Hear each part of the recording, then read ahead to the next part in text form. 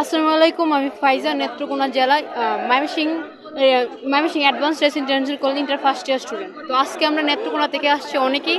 তো সমগ্র ভাইদের মানে তাদের ডাকে আমরা আসছি আজকে নেত্রকোনা থেকে। মনে করুন অনেকেই আসছে, আমরা বাস আসছে 8টার মতো নেত্রকোনা থেকে।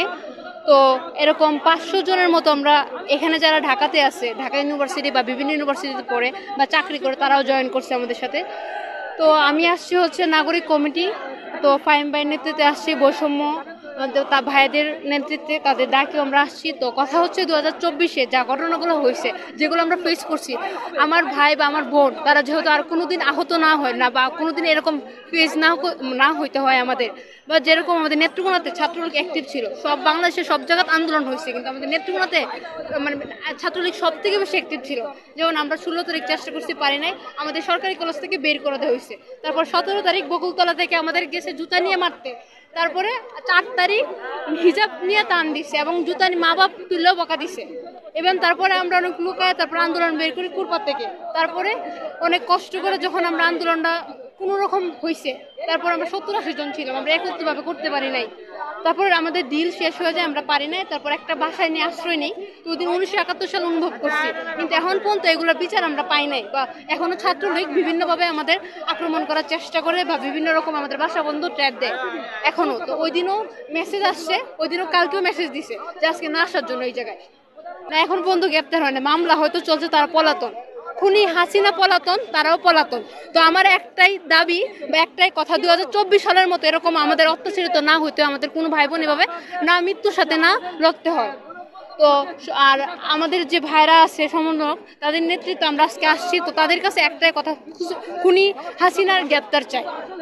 তো খুনি হাসিনা যেভাবে খুনি যেভাবে না বাইরে থাকতে পারে, এটা হচ্ছে কথা আমার। আর আমাদের অধিকার আর অন্যায় যেখানে থাকবে ছাত্র সমাজ, আমরা যে এখন বর্তমান যে সরকার, উনিও যদি অন্যায়ের সাথে থাকে, আমরা ওনার পক্ষে যাব না, আমরা আমাদের মতো লড়ে যাব। কারণ আমরা অন্যায়ের সাথে কখনো আপোষ করব না। স্টুডেন্ট সমাজ সব সময় সবার পাশে আছে এবং অন্যায়ের সাথে কখনো থাকবে না। আমি বলি এই বিষয় হচ্ছে আমাদের বিভিন্ন জনের বিভিন্ন রকমের মতামত। তো আমার মতামতটা আমি বলি, আমি যেহেতু স্টুডেন্ট, আমার সবার আগে পরিচয় হচ্ছে স্টুডেন্ট। আমার একটা সার্টিফিকেট, এখন যেহেতু আমি 10 পাস করছি, সার্টিফিকেট আছে। তো আমার চাওয়া অবশ্যই পড়াশোনা আমরা ফিরে যাব, কন্টিনিউ আবার আরো ভালো কিছু পড়তে চাই। যেমন আমার লক্ষ্য ঢাকা ইউনিভার্সিটি পড়ার, আজকে যেভাবে আসছি অন্যদিন আমি ঢাকা ইউনিভার্সিটিতে থাকবো, এরকম লক্ষ্য। তো আমি আমার মতো অনেকেই চাই যে আবার পড়াশোনা তারা নতুনভাবে ফিরে যাবে। এরকম মনে করেন আগে আমরা ঠিক করে পড়াশোনা করতে পারি, আমাদের পরীক্ষাও খারাপ হয়েছে, তো এরকম যেভাবে না হয়, তো আমরা এটাই চাই, এটাই হবে।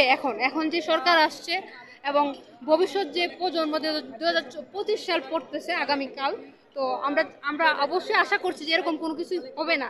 খুনি হাসানার খুব দ্রুতই সে শাস্তি পাবে এবং অন্যরা যারা আছে তারাও শাস্তি পাবে দ্রুত, এটাই আমাদের দাবি।